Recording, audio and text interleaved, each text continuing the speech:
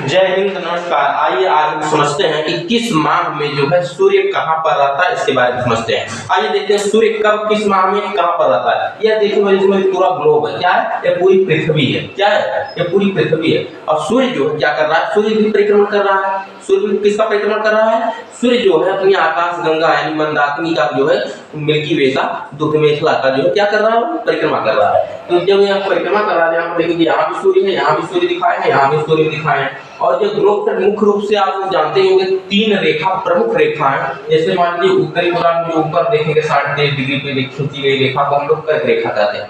भारत जो है लगभग इसी के बीच में स्थित है। क्या? भारत के लगभग बीचों बीच से जो है कर्क रेखा गुजर रही है। नाम तो नहीं बताया जा रहा है, लेकिन लगभग बीचों बीच से जो है भारत में कर्क रेखा गुजरती है। जैसे आप लोग ट्रिक भी जानते होंगे कि मित्र पर गमछा झार एक ट्रिक है, जिसमें जितने राज्य भारत के हैं वो कर्क रेखा पर आते हैं, उसके बारे में बताया गया है। यह देखिए कर्क रेखा है। कर्क रेखा क्यों यहीं पर खींची गई है, इसका भी कोई मुख्य कारण है, तो हम दूसरी वीडियो में बताएं। कर्क रेखा जो है 23.5 डिग्री, पृथ्वी का झुकाव जो है वो 23.5 डिग्री पे है, इसीलिए जो है 23.5 डिग्री पे जो है कर्क रेखा खींची गई है। इसके बाद बीच में देखेंगे इसे हम 0 डिग्री लाइन कहते हैं। क्या कहते हैं इसे? बीच वाली रेखा को 0 डिग्री लाइन कहते हैं, या फिर इसे इक्वेटर के नाम से इंग्लिश में जानते हैं, या फिर हिंदी में इसे विषुवत रेखा के नाम से जाना जाता है। क्या? विषुवत रेखा। यह पृथ्वी के बीचों बीच से खींची गई रेखा है, एक काल्पनिक रेखा है। जैसे पृथ्वी पर आपको दिखाई नहीं देगी, आप लोग ग्लोब वगैरह देखेंगे तो सिर्फ दिखाई देगी। पृथ्वी पर ऐसी कोई रेखा नहीं खींची गई है, काल्पनिक रेखा है जो है विषुवत रेखा। फिर यहीं से आप दक्षिणी गोलार्ध में जब आप आएंगे तो फिर 23.5 डिग्री पर आपको एक रेखा खींची है, जिसका नाम है मकर रेखा। क्या है? मकर रेखा के नाम से भी इसे जाना जाता है। अब यह समझते हैं, यह देखिए कर्क रेखा लिखे हैं, यहाँ पर विषुवत रेखा लिखी है, यहाँ पर मकर रेखा लिखी है। ठीक ना? अब कर्क रेखा पर सूर्य कब जाता है इसके बारे में बताएंगे। फिर विषुवत रेखा पर सूर्य कब जाता है और मकर रेखा पर कब जाता है। आइए देखते हैं। कर्क रेखा पर जो है सूर्य जून माह में जाता है। आप लोग जानते हैं भारत के लगभग बीचों बीच से जो है कर्क रेखा गुजरी गई है, तो जो है सूर्य का प्रभाव जो है सीधा चमकता है कर्क रेखा पर। किस माह में? जून माह में।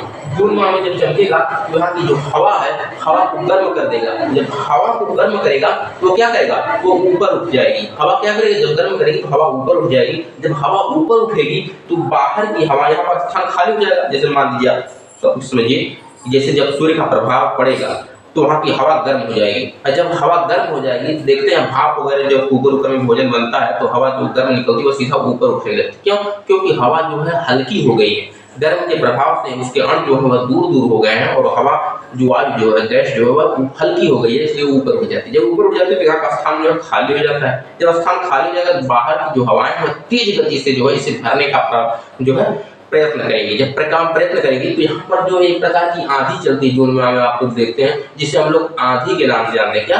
आंधी के नाम से जानते हैं। आप लोग लू के नाम से जानते हैं। जो यूपी बिहार के बच्चे होंगे वह जानते हैं लू, और यहाँ यूपी बिहार में जो लू चलता है, लू। वैसे आप लोग देखेंगे पंजाब में देखेंगे तो आप लोगों को जो है धूल भरी आंधी के नाम से जाना जाता है।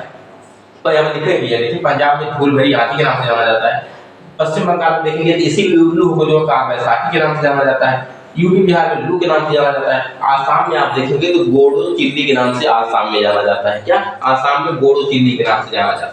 अब समझते हैं। देखिए कर्क रेखा पर जून माह में जो सूर्य कर्क रेखा पर आता है। अब 3 महीना फिर जोड़ दीजिए, जून पर जुलाई अगस्त सितंबर। सितंबर माह में क्या होगा? फिर सूर्य रेखा विषुवत रेखा पर आ जाएगा।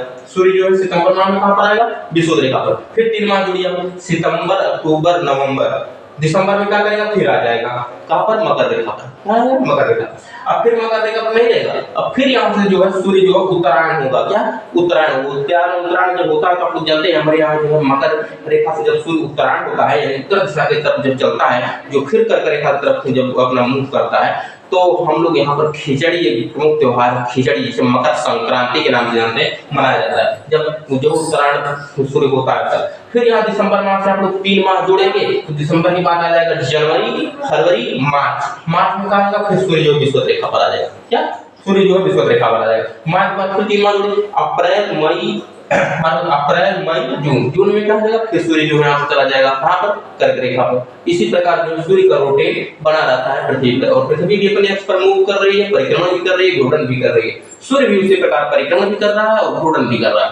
हम मिलते हैं अगली वीडियो में, तब तक के लिए आप सभी का बहुत बहुत सादर धन्यवाद।